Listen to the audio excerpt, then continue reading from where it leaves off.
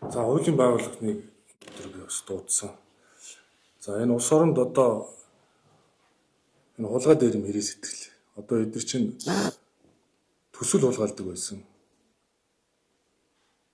Тендер хулгайлдаг байсан. Одоо бол бүр ард түмнийхээ амжиргаар амин зуулгар бүр аягтай хоолор нь ордог болсон. Өнөөдөр Дэнжин мянгаар одоо явлаа. Дэнжин мянга дээр махны үн биш л үхрийн махны үн 30 мянгаас даваад 40 мянга болж байна. 21 аймагт болохоор махны үнэ барьж болоод идэг. Нийслэлээр болохоор барьж болох байлцсан. Одоо дараа би нөөцийн махны борлуулалт дээр нэг хэдэн зүйл хийлээ. Өнгөрсөн жил 8000 орчим тонны мах нөөцсөн. Энэ жил 5000 орчим тонн мах нөөцсөн баг. 5000. Ингээд 9 бэлтгэн нийлүүлэгч компанитай, арилжааны банкудтай эдгээр гэрээ хийсэн. Гэрээ хийхдээ үхрийн махны үнийг 15 мянгад барина. Цаашаа зарна гэдэг гэрээ хийсэн.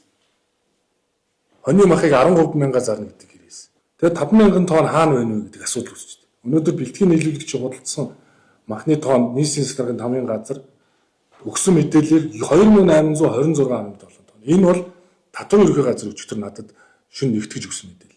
2500 тонн мах хайчваа. Хайч. 2500 тонн мах.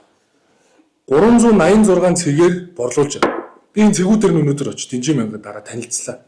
Энэ цэгүүдээр нөөцийн мах нэг ч ирээгүй. Тэр нөөцийн мах хайчсан. 600 цэг дээр одоо очиж шалгах хэрэгтэй. Энэ байхгүй.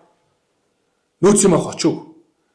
За дахиад нэгтлэх хэрэгтэй. Одоо жишээ нь Иргэн Бэ 15 тонн 211 сая төгрөгөөр нэг иргэн худалдаж авсан.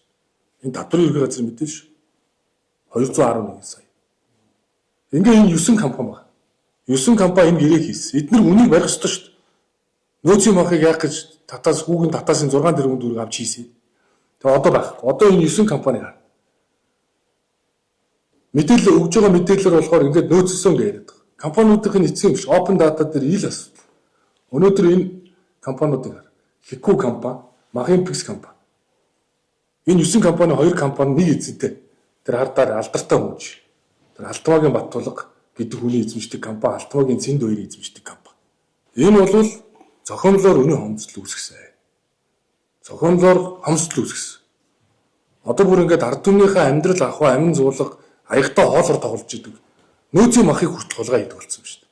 Тэр туулын замын асуудал яасан бэ? Туулын зам. Туулын замаа одоо нэг эцэлтэй. Энийний чи ард тэр ямар ашиг сонирхол үйлчлээд байгаа. Яагаад тэнд байсан хотын орлогч гэдэг нөхөр өнөөдөр авгаа үеэлэрээ дамжуулаад мөнгө төгрөг хусчдгийг. Энэ чи ард түмэн бүгд мэддэг шүү дээ. Бид нар л нэг нүдэн балаа чихэн дүүлийн юм шиг яваад байгаа. Тэгээ энэ засаг захиргааны нутаг дэвсгэрийн нэгжийн тухай хуулийн дагуу дээд чадны албаа хаагчийнхаа даалгаврыг хангалтгүй биелүүлж ард түмний нуруунд дээр үнийн өсөлтийг авчирч нийгмийг ингэ цалцал хуваагдал түргсэн.